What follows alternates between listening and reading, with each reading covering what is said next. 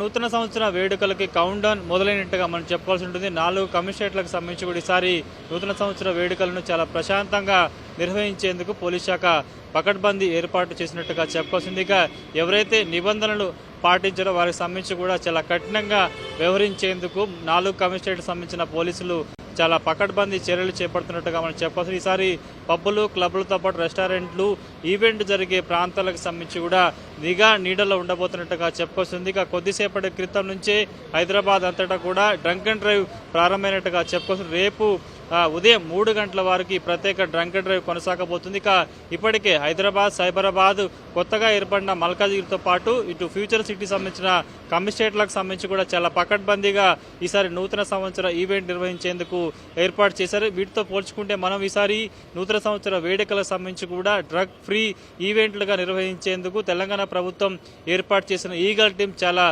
ఫోకస్డ్గా పనిచేసినట్టుగా మనం చెప్పుకోవచ్చు. ఇప్పటికే జంట నగరాలు ముఖ్యంగా హైదరాబాద్, సైబరాబాద్లో ఉన్న పబ్స్ మీద చాలా ఫోకస్ పెట్టింది. డ్రగ్స్ ఫ్రీ ఈవెంట్స్ నిర్వహించేందుకు చాలా పకడ్బందీగా ప్లాన్ చేస్తుంది. నిబంధనలకు విరుద్ధంగా ఈవెంట్స్ సంబంధించిన నిర్వాహకులు వ్యవహరిస్తే మాత్రం చాలా కఠిన చర్యలు తీసుకునేందుకు కూడా కసరత్తు చేసినట్టుగా చెప్పుకోవచ్చు. వారం 10 రోజులుగా నూతన సంవత్సర వేడుకలకు సంబంధించి 4 కమిషనరేట్లకు సంబంధించి కూడా చాలా కీలక ఆదేశాలు జారీ చేశారు.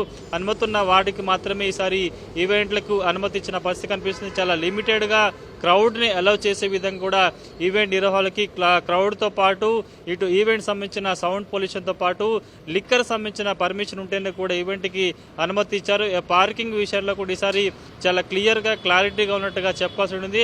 హైదరాబాద్, సైబరాబాద్ ముఖ్యంగా మాదాపూర్, గచ్చిబౌలి, జూబ్లీస్ పరిసర ప్రాంతాల్లో కూడా పెద్ద మొత్తంలో పబ్స్ ఉన్న నేపథ్యంలో ఈవెంట్స్ కూడా ఆర్గనైజ్ చేస్తారు కాబట్టి ఇక్కడ ఈ ప్రాంతాల్లో కూడా ట్రాఫిక్ సంబంధించి కూడా చాలా పకడ్బందీ చర్యలు చేపట్టడం జరిగింది. ఎవరైనా పోలీసులకు సంబంధించి కావచ్చు నిబంధనలు ఉల్లంఘిస్తే మాత్రం కఠిన చర్యలు తీసుకుంటామని కూడా ఇప్పటికే హైదరాబాద్ సిపి సజ్జనార్తో పాటు మిగతా కమిషనరేట్లకు సంబంధించిన పోలీసు ఉన్నతాధికారులు కూడా హెచ్చరించిన పరిస్థితి కనిపిస్తుంది.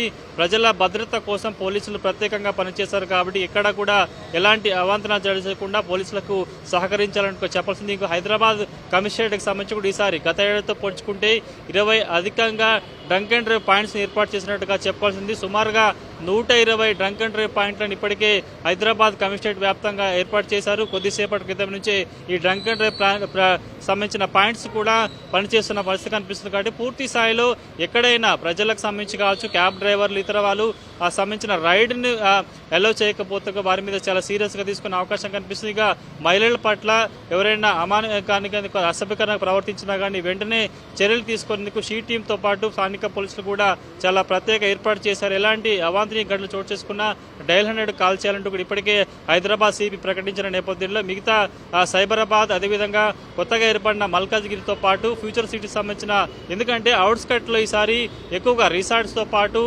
ఫామ్ హౌస్లో కూడా ఈవెంట్ జరిగే అవకాశం ఉంది. కాబట్టి చాలా పకడ్బందీగా ఎక్సైజ్ శాఖతో పాటు పోలీస్ శాఖ, అదేవిధంగా ఈగల్ టీం కూడా డ్రగ్స్తో పాటు లిక్కర్ కన్వెన్షన్ సంబంధించిన ఎక్కడైతే ఉంటుందో చాలా పకడ్బందీగా ఏర్పాటు చేసిన పరిస్థితి కనిపిస్తుంది. పూర్తి స్థాయిలో గత ఏడాదితో పోల్చుకుంటే ఈసారి డ్రంక్ అండ్ డ్రైవ్తో పాటు రోడ్డు ప్రమాదాల సంఖ్య తగ్గించేందుకు కూడా ఈ 4 కమిషనరేట్లకు సంబంధించిన పోలీసు ఉన్నతాధికారులు కూడా ప్రత్యేక చర్యలు చేపట్టారు. ముఖ్యంగా ఈవెంట్స్ ఏదైతే నూతన సంవత్సర వేడుకలు మొదలైన తర్వాత కేవలం 1 గంట వరకు మాత్రం ఈసారి 4 కమిషనరేట్లకు సంబంధించి కూడా నూతన సంవత్సర వేడుకలు నిర్వహించేందుకు అనుమతి ఇచ్చారు. కాబట్టి ఎవరైనా నిబంధనలను వ్యతిరేకిస్తే మాత్రం పూర్తి స్థాయిలో కఠిన చర్యలు తీసుకుంటామంటూ కూడా హెచ్చరించిన పరిస్థితి కనిపిస్తుంది. కాబట్టి ప్రస్తుతానికైతే హైదరాబాద్ కమిషనరేట్ పరిసర ప్రాంతంలో డ్రంక్ అండ్ డ్రైవ్ మొదలైనట్టుగా మనం చెప్పాల్సి ఉంటుంది. ఇక పూర్తి స్థాయిలో మరికొద్ది సేపట్లో కూడా ఈవెంట్స్కి ఎవరైతే ఈవెంట్స్లో పాల్గొనబోతున్నారో టికెట్స్ బుక్ చేసుకున్న వాళ్ళంతా కూడా ఇప్పటికే మెల్లమెల్లగా ఈవెంట్స్కి చేరుకున్న దృశ్యాలు మనకి చాలా చోట్ల కనిపిస్తున్నాయి.